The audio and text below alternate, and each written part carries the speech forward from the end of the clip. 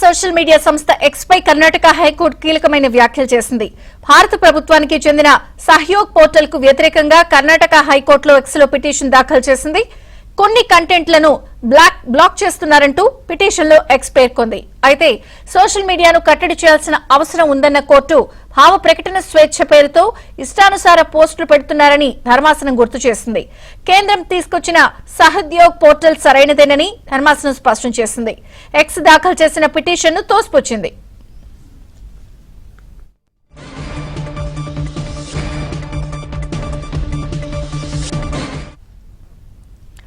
2024లో సహయోగ్ portal ను కేంద్ర ప్రభుత్వం తీసుకొచ్చింది.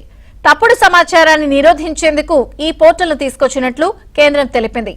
ఇటీవల ఎక్స్ వేదికగా తప్పుడు సమాచారం పెరిగిపోతూ ఉండడంతో కొన్ని కంటెంట్లను సహయోగ్ పోర్టల్ బ్లాక్ చేస్తోంది. ఈ నేపథ్యంలో సహయోగ్ పోర్టల్ ను కంట్రోల్ చేయండి అంటూ ఎక్స్ కర్ణాటక హైకోర్టులో పిటిషన్ దాఖలు చేసింది.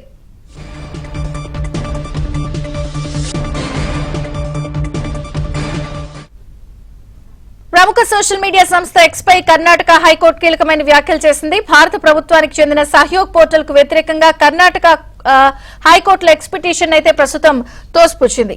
పూర్తి వివరాలు రుత్విక్ అందిస్తారు. రుత్విక్, విజయ్ చంద్రిక సోషల్ మీడియా నియంత్రణపై భారత ప్రభుత్వ అధికారాన్ని సవాల్ చేస్తూ కూడా ఎక్స్ ట్విట్టర్ వేసిన పిటిషన్ ని కర్ణాటక హైకోర్టు తోసిపుచ్చింది. ఏదైతే సమాచారం ఏదైతే అసలు సమాచారం కానీ అవసరమైన ప్రభుత్వాన్ని ప్రజలను తప్పుదారి పట్టించే సమాచారాన్ని దాన్ని బ్లాక్ చేసే విధంగా కూడా 2024లో సహయోగ్ పోర్టల్ ను తీసుకువచ్చింది. అయితే ఈ పోర్టల్ ను సవాల్ చేస్తూ కూడా ఇది ట్విట్టర్ సోషల్ మీడియాలను కట్టడి చేస్తుందని చెప్పి దీన్ని తొలగించాలని చెప్పి కూడా ఎక్స్ కర్ణాటక హైకోర్టులో పిటిషన్ దాఖలు చేసింది. దీని మీద విచారణ జరిపిన హైకోర్టు ఇట్లా ప్రజలను తప్పుదారి పట్టించే సమాచారాన్ని కానీ అభ్యంతరకరమైన కంటెంట్ ని కానీ